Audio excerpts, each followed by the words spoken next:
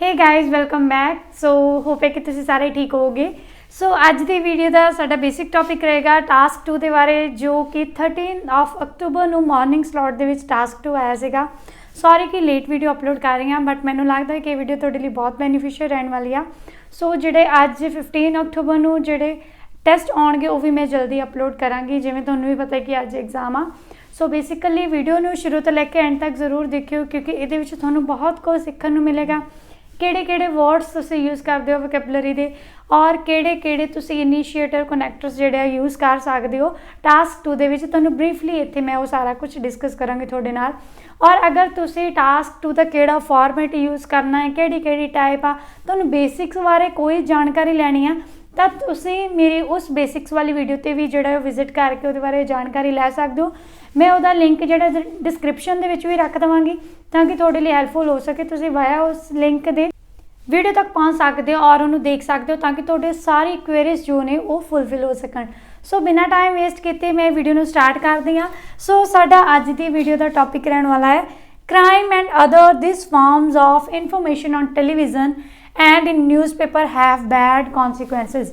जो क्राइम आ और वो जिद्दां दी भी इन्फॉर्मेशन है क्राइम के नाल रिलेटेड या वायलेंस वाली लगा लो कि इन्फॉर्मेशन जी टीवी ते या न्यूज़पेपर्स के विच आउंदी आ, ਉਹਦੇ बहुत ही ज़्यादा बैड कॉन्सिक्वेंसिस ने, मीनस बैड रिजल्ट ने, ਉਹਦਾ बुरा प्रभाव पैंदा है। Information of this kind should be limited to display in the media. ਜਿਹੜੀ इदां दी इन्फॉर्मेशन आ वो लिमिटेड होनी चाहिए, उस पर कंट्रोल होना चाहिए कि मीडिया ते जिहड़ी घट मात्रा दे विच दिखाई जाए। To what extent do you agree और डिसअग्री, किन्नी हद तक तुसीं इस गल नाल सहमत हो कि ये जिहड़े घट डिस्पले होने चाहिए, इन्होंने स्ट्रिक्ट करना चाहिए, और किन्नी हद तक तुसीं डिसअग्री हो कि इन्होंने स्ट्रिक्ट नहीं करना चाहिए, जरूरी है। So basically to what extent की गल इट मीनस ये 70-30 साडा जिहड़ा कैटेगरी है वो आ। और इनू लिखण का फॉर्मेट रहेगा साडा intro, after that BP1, BP2, BP3 and then conclusion. हुण इत्थे गल होएगी कि BP1 BP2 दे विच की लिखांगे, BP3 दे विच की लिखांगे। अगर तो तुसीं अग्री करदे हो कि हाँ जी ये बैन होणियां चाहीदियां, तो थोड़े पॉइंट इत्थे दोनों होणगे BP1 2 they which agree they, at least 3 point with 1 example, ताकि तुसीं उहनूं वधिया तरीके नाल एक्सप्लेन कर सको। और BP3 जिहड़ा होएगा दैन होएगा डिसअग्री दा कि ये जिहड़ियां ने ये बैन नहीं होनी चाहिए। ज़्यादा डिसअग्री तो तुसीं 2 पॉइंट्स लिख सकते हो। अगर तुहानूं 2 पॉइंट ऑन द स्पॉट जो थोड़े माइंड च नहीं आ रहे, 1 पॉइंट विद 1 एग्जाम्पल जो तुसीं BP3 दे विच दे सकते हो, it will be okay. Then हुण असीं गल करते हैं कि असीं इहदी जर्नल लाइन जिहड़ी किवें बनावांगे। Most of the students request करते हैं कि मैम सानूं सैंपल आंसर दो, बट ज़्यादातर उन्हां दे विच कमेंट मैनूं ये मिलते हैं कि मैम जर्नल लाइन लिखनी जरूरी आ। बच्चे एक तरह का तुसीं ओवरव्यू दिंदे हो कि ये चीज़ किद्दां हो रही है की आ, आफ्टर दैट तुसीं स्टार्ट करदे कि कुछ लोग इदां सोचते हैं।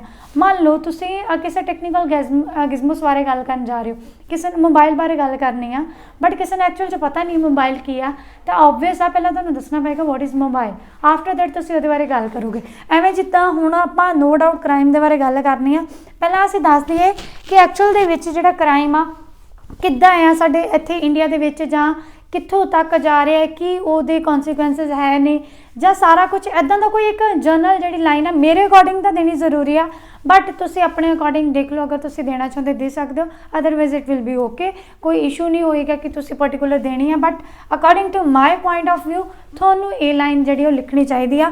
तुसीं स्टार्ट कर सकते हो, it is irrefutable that offence has been inclining at an alarming rate. It is irrefutable का मतलब होंदा अनडिनाएबल, इनू डिनाई नहीं किया जा सकता कि जिहड़ा ऑफेंस है, ऑफेंस होंदा क्राइम जिहड़ा है वो इनक्लाइन हो रहा है, मतलब इनक्रीज हो रहा है at an alarming rate. At an alarming rate असीं वो लिखते हैं कि बड़ी तेज़ी दे नाल वधदा जा रहा है। तुहानूं भी पता है कि इनू डिनाई नहीं किया जा सकता, अजकल हर जगह ते क्राइम देखने को मिल रहा है, वायलेंस देखने को मिल रही है। एज हुण असीं उन्हें क्वेश्चन दे एज एम्पल ब्रूटल एक्टिविटीज, इत्थे crime and other form of information सी, मैं लिख एम्पल मतलब मैनी, ब्रूटल एक्टिविटीज, ब्रूटल होंदे है criminal activities, are telecasted on television, telecast कीतियां जा रही ने टेलीविजन ते, and published in newspaper which had bad result, और पब्लिश कीतियां जा रही ने ਨਿਊਜ਼ਪੇਪਰ ਤੇ ਜਿਹਦੇ ਕਿ ਕਾਫੀ ਬੈਡ ਰਿਜ਼ਲਟਸ ਰਹਿੰਦੇ ਨੇ। ਆਫਟਰ ਦੈਟ ਇੱਥੇ ਹੈ ਕਿ ਕੁਝ ਇਨਫੋਰਮੇਸ਼ਨ ਜਿਹੜੀ ਆ ਉਹ ਲਿਮਟਿਡ ਹੋਣੀ ਚਾਹੀਦੀ। ਇਟ ਮੀਨਸ ਕਿ ਕਿਸੇ ਦਾ ਪੁਆਇੰਟ ਆਫ ਵਿਊ ਆ। You can say that few individuals opine that these sort of information ought to be restricted to broadcast on media।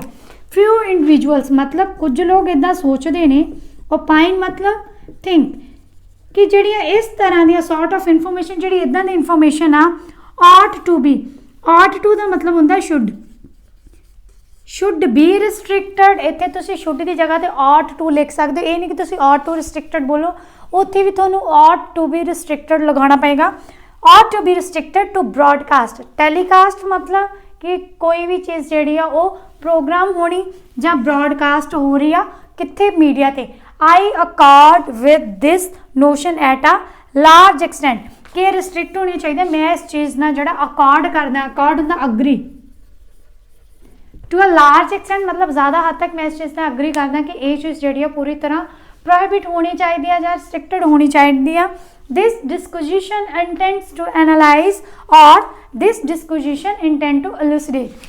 डिस्क्विजिशन मतलब ऐसे, this is a vocab word. Intends मतलब shows, to elucidate, elucidate की जगह तो तुसी elaborate भी लिख सकते हो और इत्थे तुसी एनालाइज भी लिख सकते हो, एक्सप्लेन भी लिख सकते हो। It's totally your call. The both views in the upcoming paragraph ਜਾਂ both views of this notion is statement ਉਹ ਤੁਹਾਨੂੰ upcoming paragraphs ਦੇ ਵਿੱਚ ਜਿਹੜੇ ਉਹ ਮਿਲਣਗੇ। ਸੋ ਐਵੇਂ ਕਰਕੇ ਤੁਸੀਂ thesis ਜਨਰੇਟ ਕਰ ਸਕਦੇ ਹੋ। Firstly journal line, after that rephrase the statement, then give your opinion and then ask ਕਿ ਆਪ ਇਸ ਇਸ ਟੌਪਿਕ ਦੇ ਵਿੱਚ ਕੀ ਗੱਲ ਕਰਨ ਜਾ ਰਹੇ ਹੋ, ਕੀ ਲਿਖੋਗੇ। ਸੋ ਹੁਣ ਅਸੀਂ ਗੱਲ ਕਰਦੇ ਹਾਂ BP1 ਬਾਰੇ। ਮੈਂ ਅਗਰੀ ਜਾਵਾਂਗੀ ਕਿਉਂਕਿ ਮੈਨੂੰ ਲੱਗਦਾ ਕਿ ये चीज़ बैन होनी चाहिए। क्यों? क्योंकि ये रिजल्ट काफ़ी बैड ने। किहड़े ये रिजल्ट हो रहे हैं या हो सकते हैं, मैं वो बारे बेसिकली गल करांगी। बिना टाइम वेस्ट किए असीं स्टार्ट करते हैं BP1। फर्स्ट पॉइंट जिहड़ा असीं BP1 दे विच लिखना, तुसीं कह सकते हो कि टू कमेंस विद दे नाल स्टार्ट करके there are multifarious reason that I accord with the given statement. बहुत सारे रीजन है कि मैं इस चीज़ नाल एग्री करदा। द फर्स्ट एंड फॉरमोस्ट किहड़ा रीजन है, it can influence the behavior of a person especially children।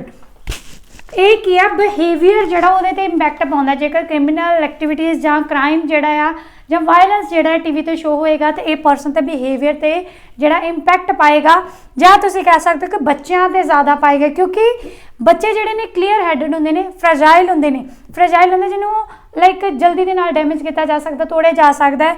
Clear headed ਮਤਲਬ ਇਨੋਸੈਂਟ, ਜਿਹੜੀ ਵੀ ਚੀਜ਼ ਉਹ ਦੇਖਦੇ ਆ ਤੁਸੀਂ ਕਹਿ ਸਕਦੇ ਦੇ ਲਰਨ ਵਾਟ ਦੇ ਸੀ। ਜਿਹੜੀ ਚੀਜ਼ ਉਹ ਸਿੱਖਦੇ ਆ ਉਹੀ ਸਿੱਖਦੇ ਆ ਜਿਹੜੀ ਉਹ ਦੇਖਦੇ ਆ ਤੇ ਫਿਰ ਉਹ ਉਹਨੂੰ ਆਪਣੀ ਰੀਅਲ ਲਾਈਫ ਦੇ ਵਿੱਚ ਜਿਹੜਾ ਕਾਪੀ ਕਰਦੇ ਆ। ਇਮੀਟੇਟ ਦਾ ਮਤਲਬ ਹੁੰਦਾ ਕਾਪੀ ਕਰਨਾ। ਇਹਦੀ ਜਗ੍ਹਾ ਤੇ ਤੁਸੀਂ ਐਮੂਲੇਟ ਵੀ ਲਿਖ ਸਕਦੇ ਹੋ।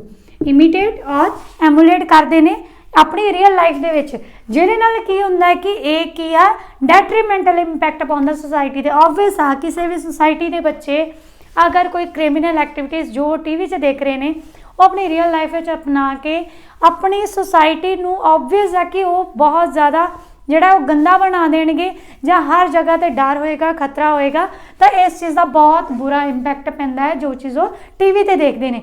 ਇਹਦੇ ਨਾਲ ਹੀ ਸੈਕਿੰਡ ਪੁਆਇੰਟ ਜਿਹੜਾ ਮੋਰ ਓਵਰ ਕਰਕੇ ਤੁਸੀਂ ਲਿਖ ਸਕਦੇ ਹੋ, ਸੈਕਿੰਡ ਪੁਆਇੰਟ ਜਿਹੜਾ ਤੁਸੀਂ BP2 ਦੇ ਵਿੱਚ ਲਿਖ ਸਕਦੇ ਹੋ, ਤੁਸੀਂ ਲਿਖ ਸਕਦੇ ਹੋ it can arise fear among individuals.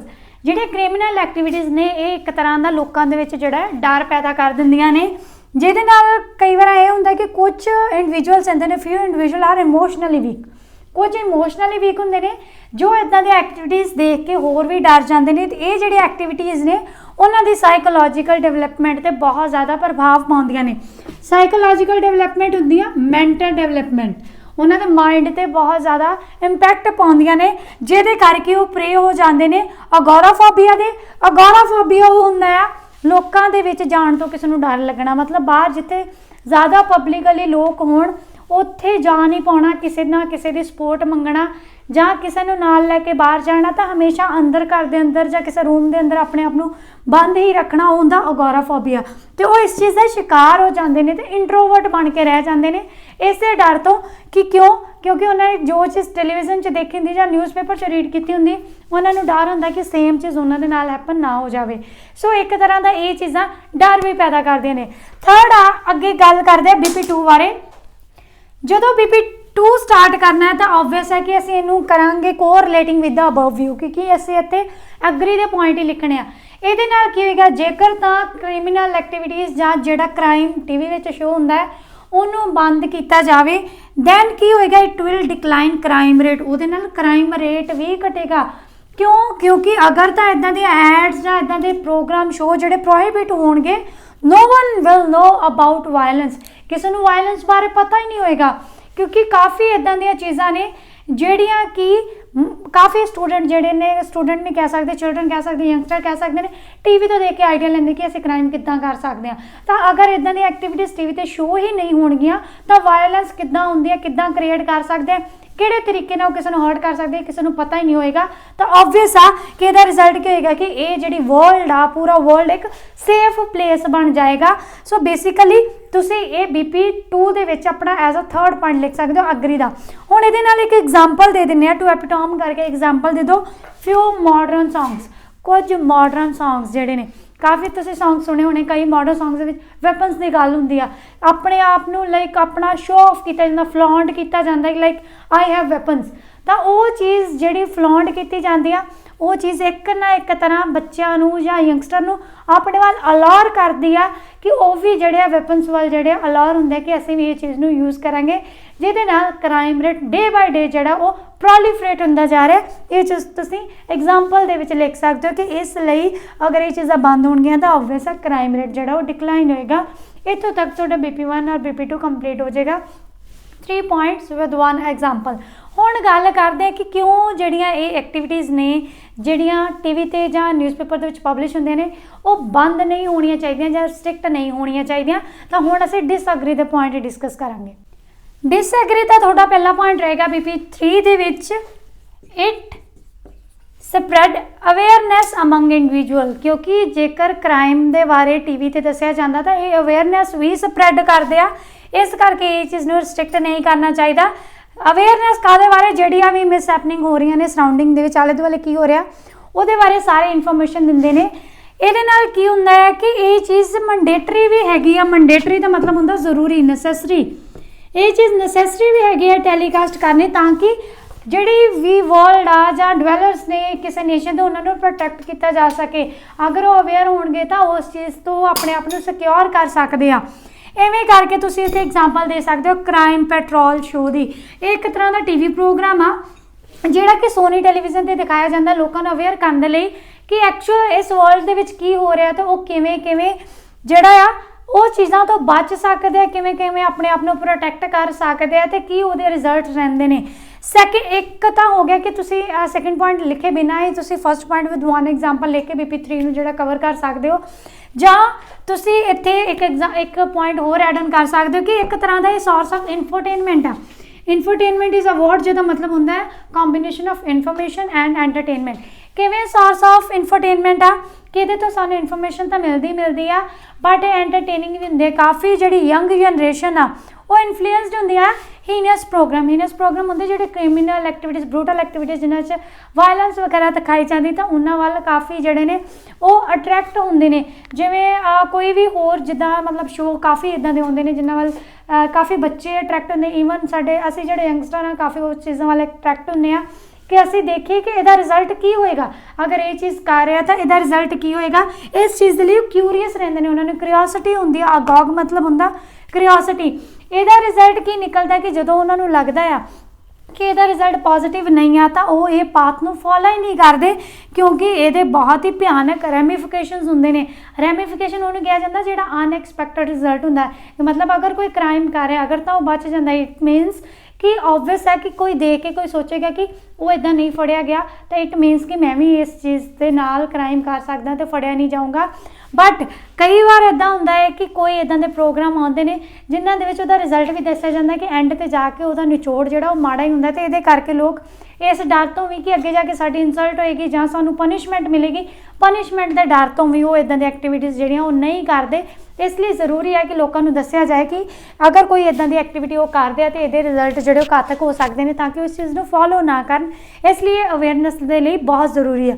ਸੋ ਇਹ ਤੁਸੀਂ ਡਿਸਐਗਰੀ ਦੇ ਪੁਆਇੰਟ ਇੱਥੇ ਦੇ ਸਕਦੇ ਹੋ। ਕਨਕਲੂਜ਼ਨ ਦੇ ਵਿੱਚ ਤੁਸੀਂ ਇੱਕ ਪੁਆਇੰਟ ਕਿਉਂਕਿ ਤੁਸੀਂ ਪਹਿਲਾਂ ਗੱਲ ਕਰਨੀ ਆ ਟੂ ਰੀਕੈਪਚੁਲੇਟ ਜਾਂ ਇਨਕੈਪਸੂਲੇਟ ਆਈ ਰਿਟਰੇਟ दैट ऑल्दो लिख के तुसी डिसएग्रीड दा पॉइंट पहला लिखोगे जेड़ा तुहाडा ओपीनियन आ ना ਉਹਦਾ ਪੁਆਇੰਟ ਤੁਸੀਂ ਪਹਿਲਾਂ ਨਹੀਂ ਲਿਖਣਾ ਜਿਹੜਾ ਤੁਹਾਡਾ ਓਪੀਨੀਅਨ ਦੇ ਆਪੋਜ਼ਿਟ ਆ ਆਲਦੋ ਕਰਕੇ ਤੁਸੀਂ ਉਹ ਪੁਆਇੰਟ ਲਿਖੋਗੇ ਕੋਈ ਵੀ ਇਹਨਾਂ ਚੋਂ ਕਿ ਨੋ ਡਾਊਟ ਕਿ ਅਵੇਅਰਨੈਸ ਜਿਹੜੇ ਆ ਉਹ ਸਪਰੈਡ ਕਰਦੇ ਆ बट ये नाल की है कि क्राइम रेट जोड़ा आ वो इनकलाइन होएगा जेकर ये चीज़ डिकलाइन होएगा जेकर ये चीज़ नू बैन किया जा सकता है ਜਾਂ ਇਹਦੇ ਨਾਲ ਕੀ ਹੋਏਗਾ ਕਿ ਬਹੁਤ ਬੁਰਾ ਇੰਪੈਕਟ ਪਏਗਾ ਜਿਹੜੇ ਕਾਫੀ ਬੱਚੇ ਨੇ ਜਾਂ ਯੰਗਸਟਰ ਨੇ ਇਸ ਚੀਜ਼ ਨੂੰ ਇਮੀਟੇਟ ਕਰਨਗੇ ਇਸ ਲਈ ਫਿਰ ਵੀ ਇਹ ਚੀਜ਼ਾਂ ਬੈਨ ਹੋਣੀਆਂ ਚਾਹੀਦੀਆਂ ਕਿਉਂਕਿ ਇਹਦੇ ਜ਼ਿਆਦਾ ਜਿਹੜੇ ਉਹ ਬੈਡ ਕੌਨਸੀਕੁਐਂਸਿਸ ਨੇ ਐਜ਼ ਕੰਪੇਅਰ ਟੂ ਜੇਕਰ ਅਸੀਂ ਕਈ ਏਰੀਆ ਕੁਝ ਮੈਰਿਟਸ ਵੀ ਹੈਗੀਆਂ ਨੇ ਸੋ ਐਵੇਂ ਕਰਕੇ ਤੁਸੀਂ ਆਪਣੇ ਵਿਊ ਪੁਆਇੰਟ ਦੇ ਅਕੋਰਡਿੰਗ ਇਸ ਜਿਹੜਾ ਵੀ ਤੁਹਾਡਾ ਟਾਸਕ ਹੋਏਗਾ ਇਹਨੂੰ ਐਲੈਬੋਰੇਟ ਕਰ ਸਕਦੇ ਹੋ ਇੱਥੇ ਜ਼ਰੂਰੀ ਨਹੀਂ ਆ ਕਿ ਮੈਂ ਐਗਰੀ ਦੇ ਵੱਲ ਜਾ ਰਹੀ ਹਾਂ ਤਾਂ ਤੁਸੀਂ ਐਗਰੀ ਦੇ ਵੱਲ ਹੀ ਜਾਣਾ ਹੈ अगर तुहाडे कोल ज़्यादा point disagree they you can go with disagree अगर तुहाडे कोल अग्री दे तो you can go with agree so basically इत्थे तुहाडा अपना पॉइंट ऑफ व्यू मैटर करता है कि तुहाडे कोल किहड़ा मटीरियल ज़्यादा है इत्थे तुहाडी कोई नॉलेज नहीं चैक होएगी जस्ट ये चीज़ चैक होएगी तुसीं कोई भी तुहाडा पॉइंट जिहड़ा उहनूं रिप्रजेंट किद्दां कर रहे हो in front of the examiner so hope है कि तुहाडे लिए वीडियो बेनिफिशियल होएगी share this video as much as possible keep supporting thank you so much have a nice day.